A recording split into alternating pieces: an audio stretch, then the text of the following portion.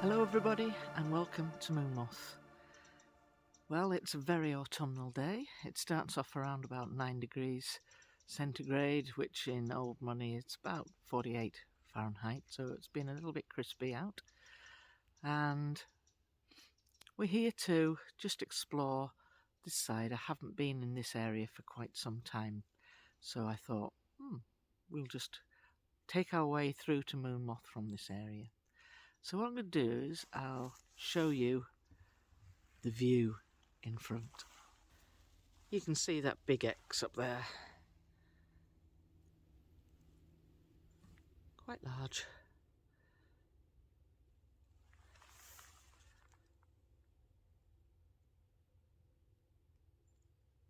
So we don't often explore this area, but we'll walk right round the back of here and it brings us out to the far west side of Moonmoth. And directly ahead of us, right through here, I'll see if I can zoom in onto this area, right through into the background here, all of that area is the area we know as the Creepy Forest, but it's not creepy at all really.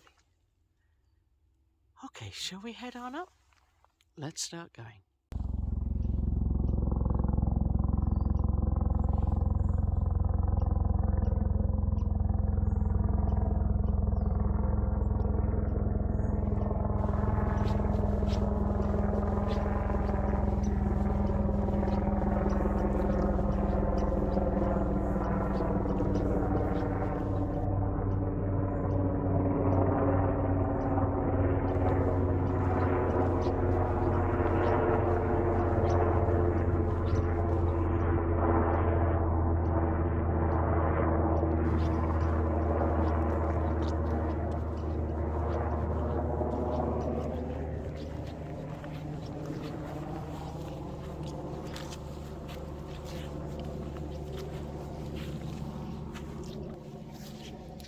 Well, that noise is something that I'm going to keep my eye on for a while. That's the first time we've had helicopters over here. That is the twin rotor blade. I couldn't see it, but it's there's a very distinctive sound of the Chinook. It's military, so there is a military base probably about 50 miles from here. So my guess is that's that. But we'll just keep an eye on that, because in this bottom area here there is actually a phone signal. Now further up, when we get up to Moonmoth, there is no phone signal. So we'll see. We'll just see what happens there.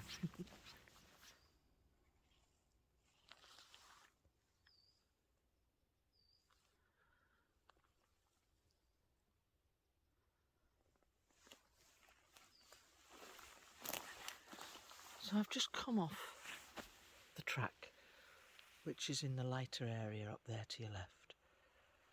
And this is an area where the Californians resided last year when they were being given shelter. And now Duffus, the family of Duffus from Canada.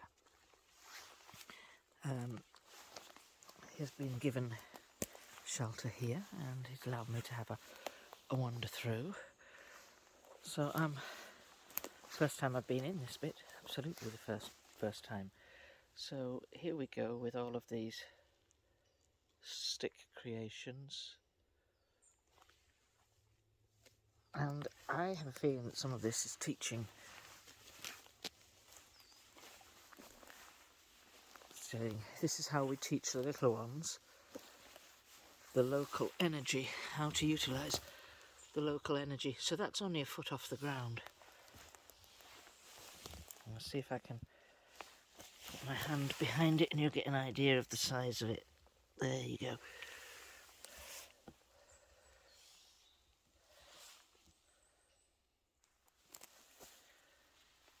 That's interesting.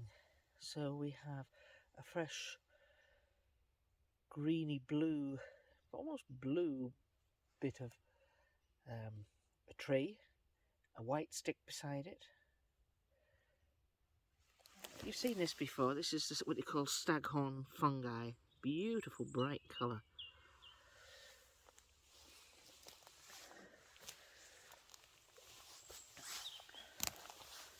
And then this.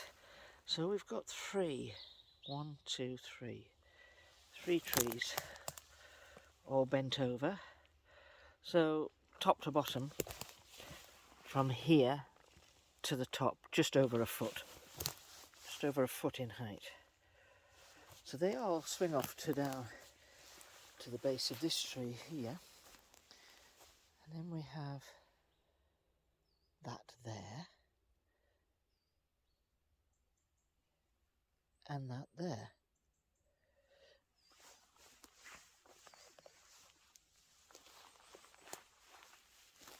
So he's telling me that you can see who has created a particular bend or tree decoration, shall we call it, geometry, whatever, just by the way it's been done. It's like a signature.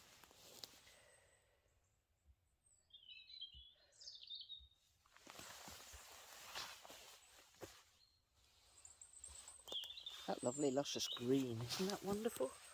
Look at the colours of that, just wonderful. See it on the side of the tree. The moss always grows on the north side of a tree here. Needs a little woolly coat if it's facing north. I just need a woolly coat at any time of the year here. So look at that, you've got 18 inches between that, the ground and the bend, and it meets that tree, and another one behind it bent over.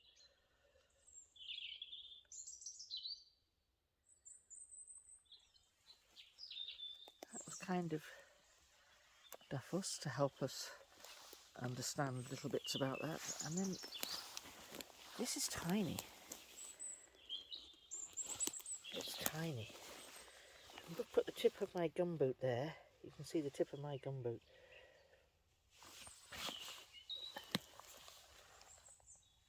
And I believe that's with purpose, because we often see all over the place, we see trees that have supposedly fallen, but we know different. And they are held in what I loosely describe as a tuning fork position. So it's just this little area is full of signals. More here.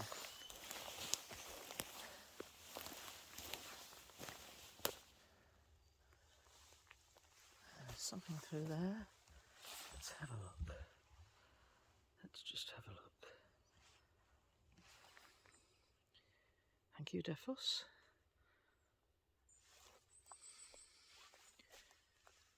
For allowing me to intrude on your privacy and see this.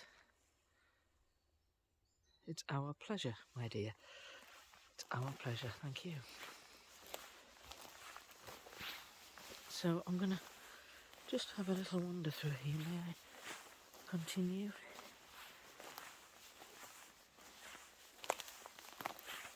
Oh. Protection. In the runic language, which is fairly universal, that means protection. Protection to all things that pass. So, it's just what he's told me. Staghorn fungi. Wonderful. I've walked into every spider's web that ever existed.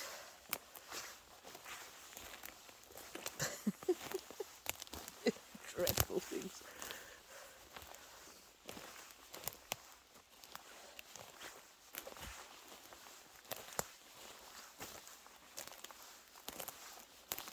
These are well used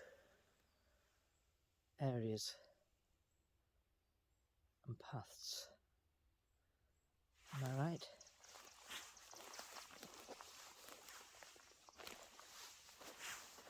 Oh wow. I'm going to see if I can find some really good footprints for you, because I keep seeing partial footprints. And nobody, no human being in their right mind would walk through this barefoot. We've got a little clearing here. Actually, it's quite a boggy clearing. It's 1 o'clock in the afternoon and dark. I thought you'd love that colour. Isn't that wonderful? Colour and the patterns. Don't know what they are. I have a feeling they might be wax tops, something like that.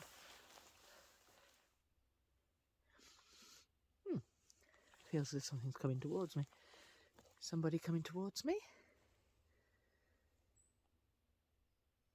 He's right in the centre of the picture, he says, and I can see you. He says, I'm just trying to keep up so I can help you. That's very kind of you, thank you.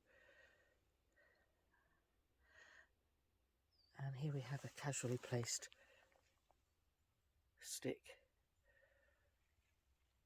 And he's saying, I placed it there.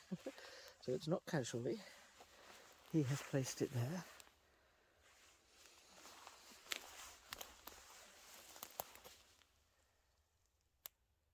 So.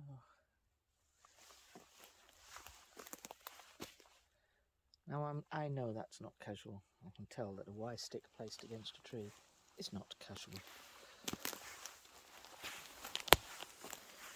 So it's a little more wide open here and grassy, and the ground gives way underneath my feet. Oh wow, it's like a bog.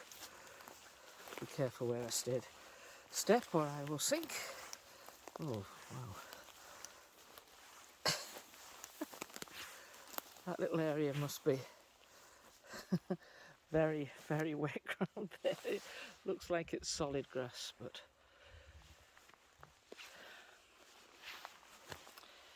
it's not solid grass. So this time of year we get the bracket fungi. Going to ask them, do you eat the fungi? Sometimes if it's the correct one. But it's not our favourite food. Now have a look at this.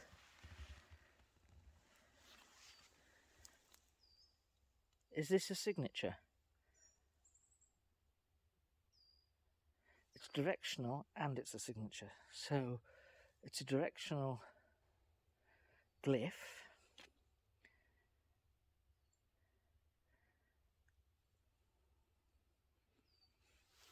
And it's a signature.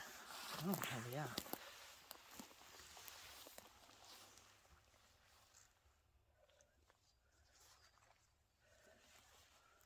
Okay, let's try and undo all these cobwebs that are hanging out my face. It's horrid though. Go through a bit further. This is all the bones, folks. I didn't plan to actually walk through this little bit, but once you start seeing this stuff, you can't ignore it. This is a wide area. This is a sitting area.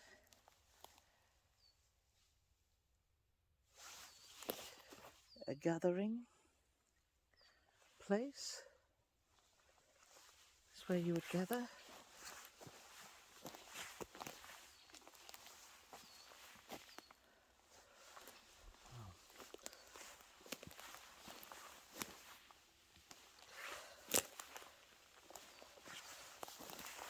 I'm being careful when I do walk around this area that if there is what looks to me like a glyph, that I do not stand on it.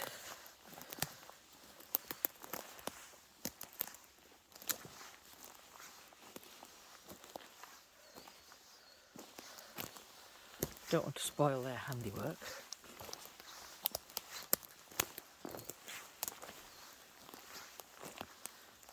Or disrupt the meaning.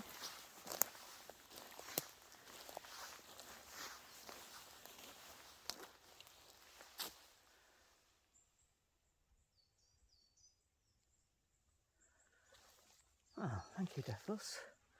So that's the track just up there. I'll clamber my way through that.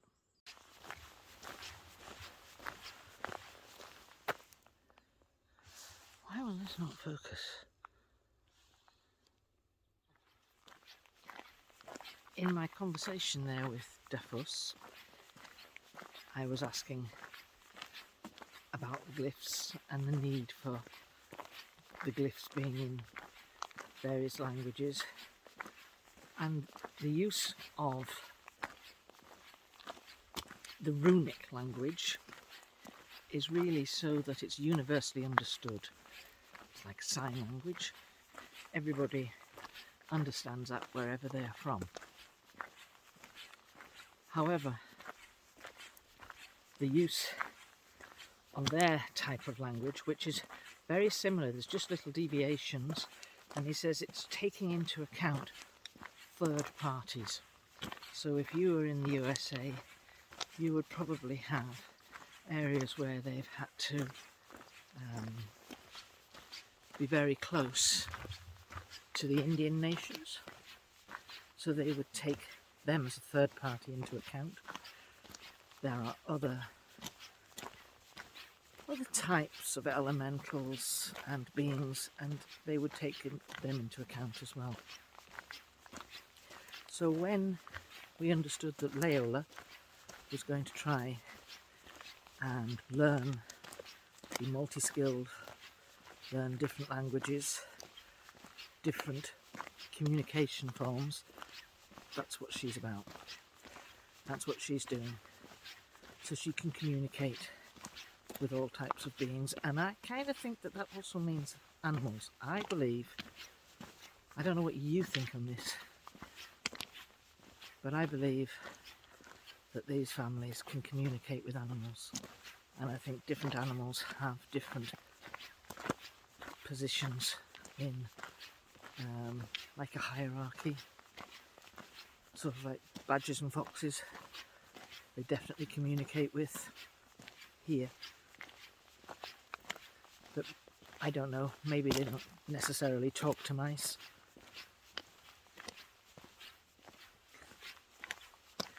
You know what I mean. So, not far to go, but I'm going to try and take a shortcut, and I'll show the side. I'm trying to take a shortcut this way. I would normally walk through all those trees over there to get to Moon Moth. There's a track over there. This isn't, shall we say, a shortcut. It's exactly the same length, but it's just a different scenic route, and I thought, let's try it. Let's see what it's like.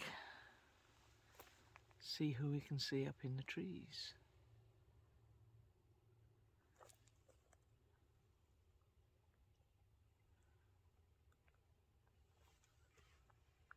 Sometimes you see imagery in trees because it's dark, very dark.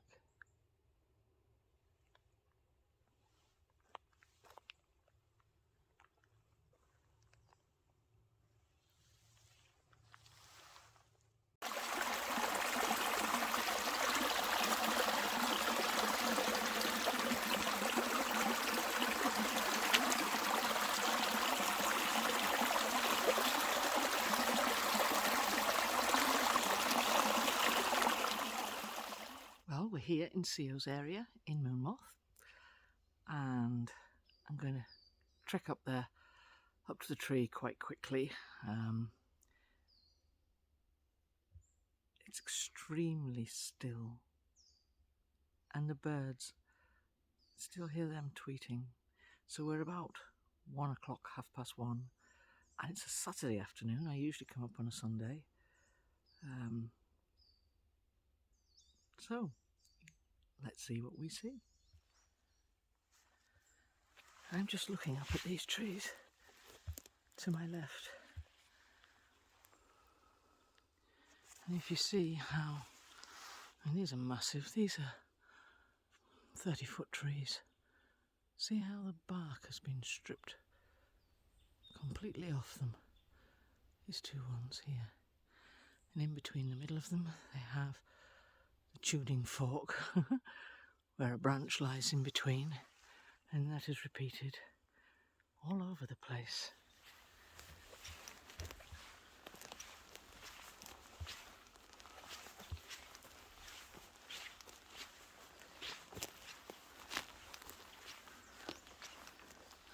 This is quite a steep hill. You can see how it falls away, which is why I don't talk much when I come up here, because you'll hear me huffing and puffing, out of breath.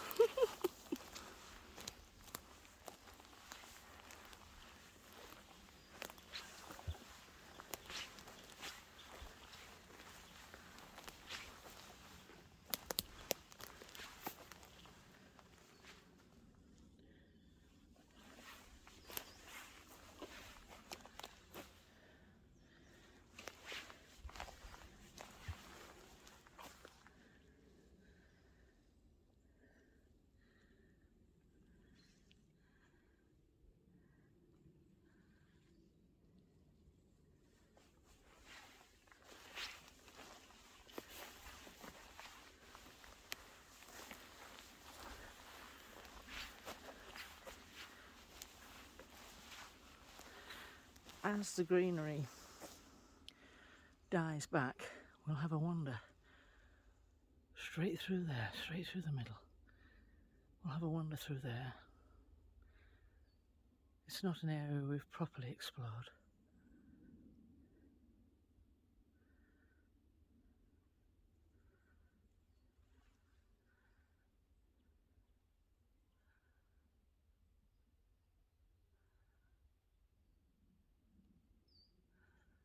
Now I see lots and lots of faces in the trees. Up in that area, dead centre, lots of faces. So they're using the energy from these trees to generate a projection of themselves.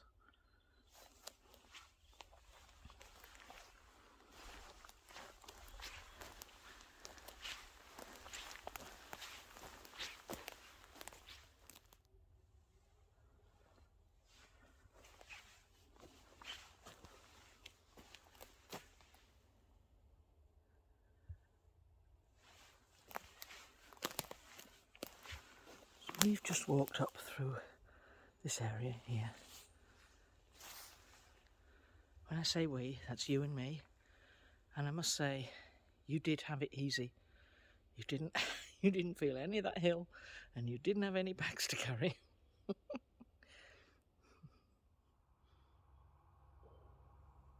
So hello family.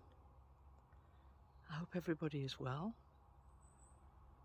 And I've been hearing that Bidey and Sobey are well. The family are giving her a little time to settle in there and get to know her new family.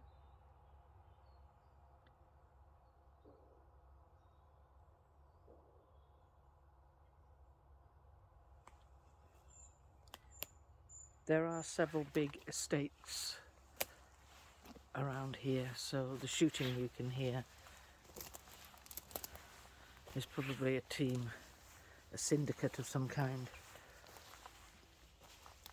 who have paid for a shoot. and they've decided to do this just as we're filming because they're like that. Somebody straight ahead.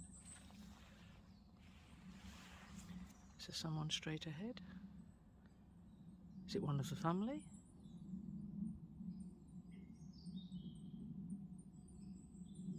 It's Dasub.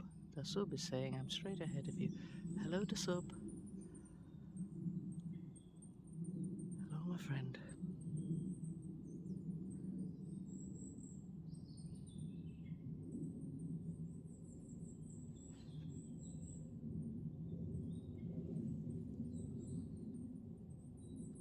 So both her and Igios are well.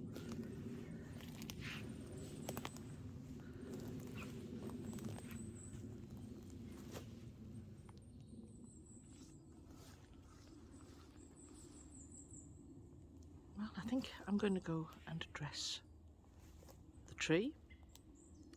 Leave our little bits and pieces for the family. And for their visitors also.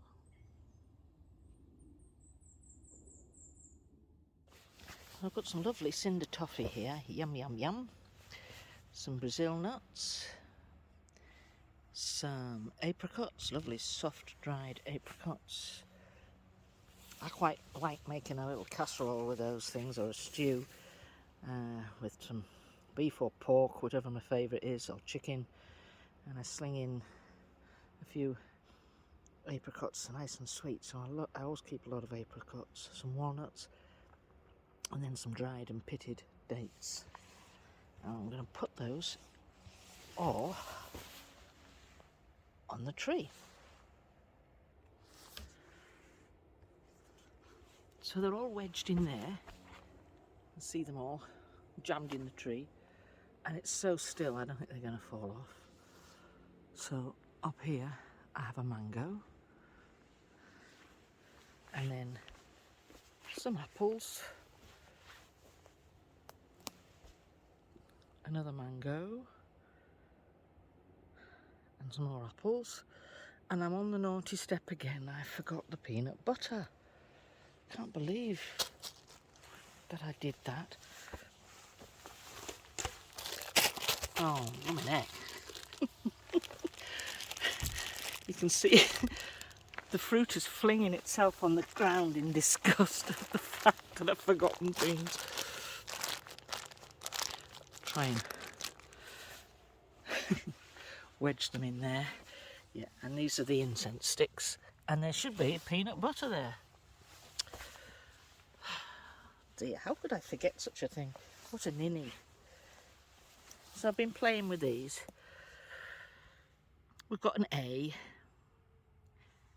we've got a textured ball, and we've got a triangle with an opening. Now, one of the things that I found was this. This was placed here by this tree, which usually means protection, but it could mean all sorts of things, dependent on what they wanted to say. We're now getting a gathering of sticks. They're not in any shape, but we're now having a gathering of sticks around the tree.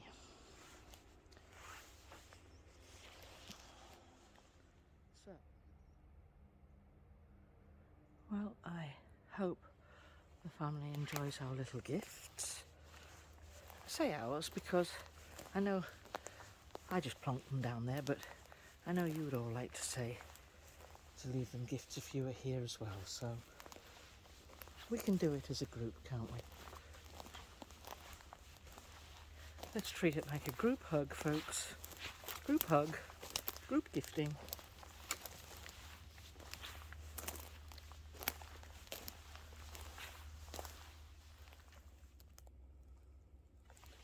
Well, I've been thinking, when I see trees like this, you've got to be pretty tall to snap something that's 12 foot up there. There's no other snaps. Look right the way up the tree. No other snaps whatsoever. So the highest one is this one here. See if I can zoom in on it. That's the highest sort of snap. I'm just going to try and work out how high that is. I think that's about 14 feet. And then there's all of these, but nothing else is snapped above that height. I find that strange.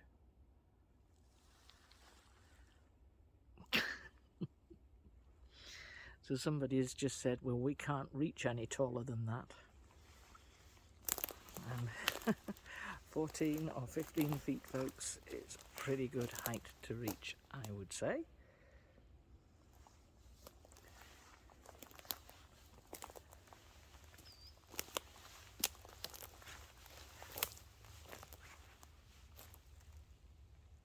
Now that, all of this just looks like clutter, doesn't it? But if you look at it very carefully, it's not, it's all interwoven.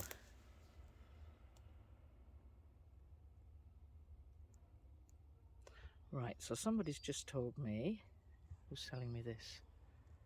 Amagaba. Is that you, Amagaba, saying this? It's just said this creates an energy field all of its own. A little energy field all of its own.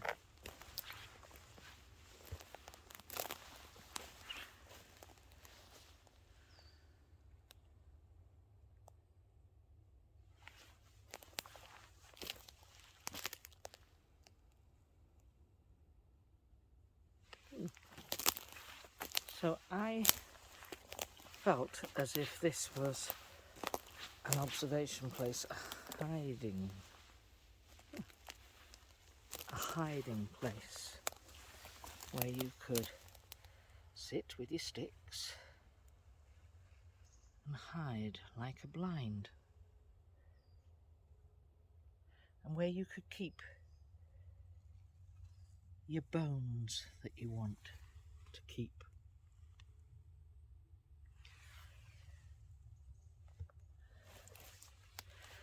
Part of a deer, I would say.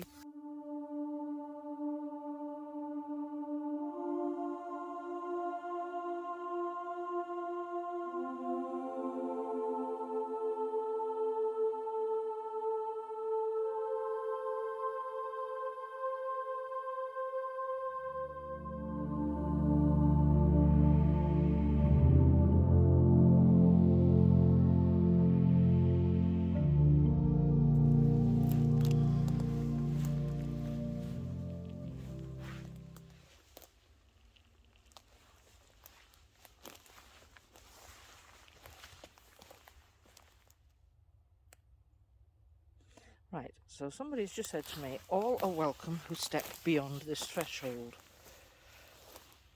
Is that what that means?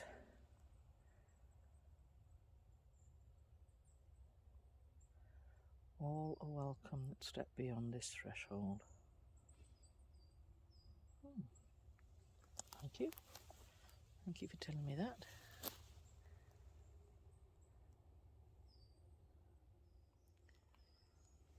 Well, I'll ask a silly question here.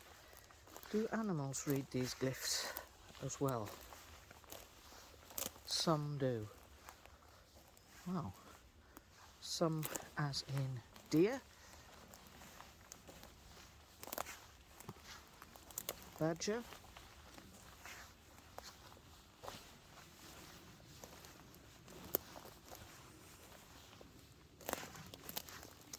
fox, the squirrel? No.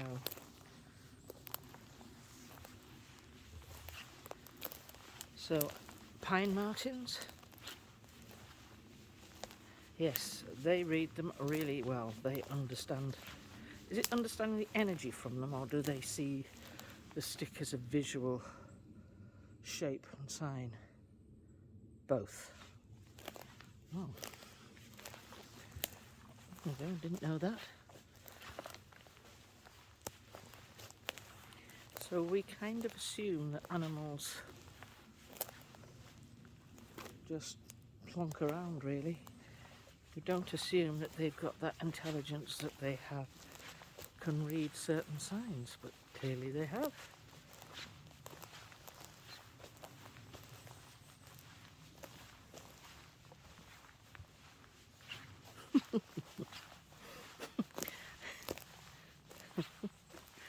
I am being told not all animals have the ability to read.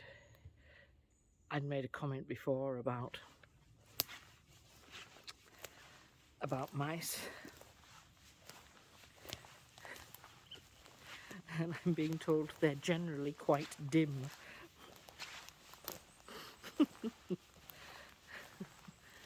I'm not surprised.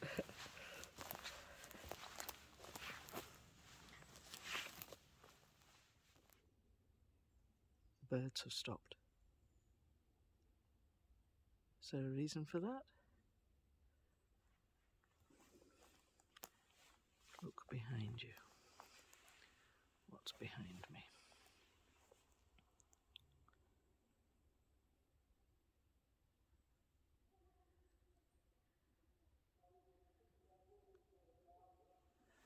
Isn't that interesting?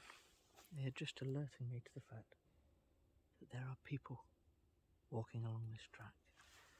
So I'm now going to, in my bright yellow jacket,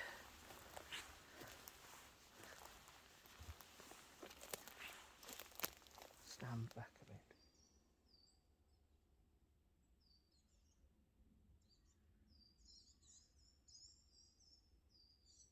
I don't think they're coming this way. I think they've actually gone a bit further off.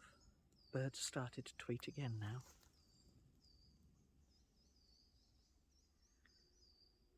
How interesting is that?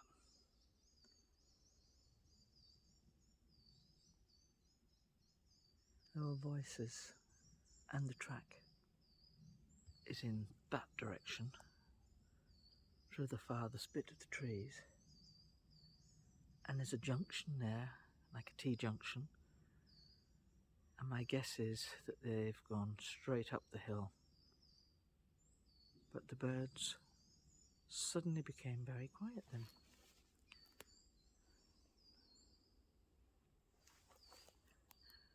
Sometimes I think even the birds are helping us.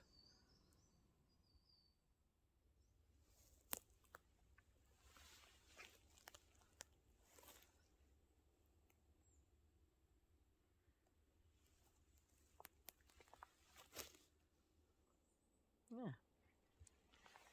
Let me show you some weird stuff.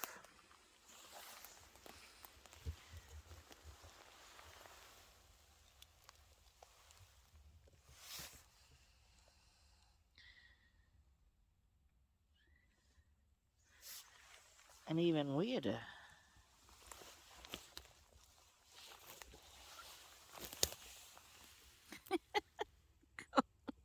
It's fungi. It's just really not very appetizing fungi. And I'm not touching it. I'm not touching a bit of that. Doesn't look real, does it? It just doesn't look real. Come around the other side of the tree. Quite like this time of year when you get all this weird growth of stuff. Oof. Won't be chucking that in a cooking pot. Actually, I kind of imagine that you really would get a very bad belly if you started to eat that.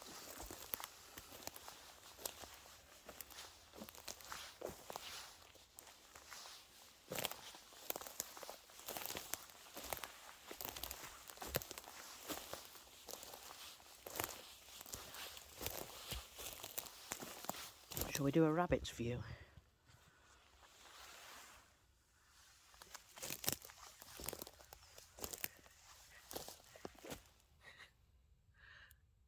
If I was a rabbit, I'd hop up onto that.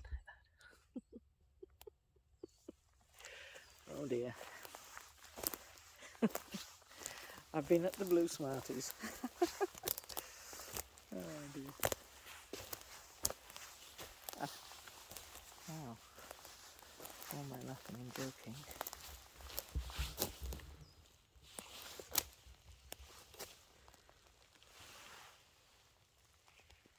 Ooh, living things.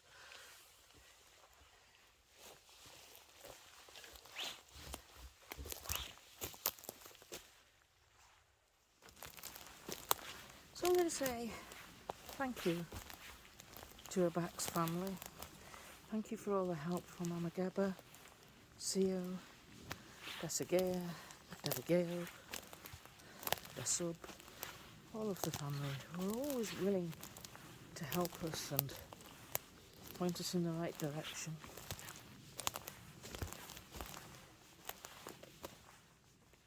Well, thank you everybody. Thank you for joining me today. And it has been a really lovely day. I've enjoyed a little tootle through the woods, and my hair is now got more pine cones and spiders and things in it than anything else. So have yourself a fantastic weekend. Get out into the woods, check them out. So much to see, and especially at this time of the year when the autumn's here, there's a lot of fungus growing different colours. Don't poke it and touch it because it might be nasty, but it's just beautiful colours. Have a fantastic weekend. Be kind in thought and word and deed. Bye.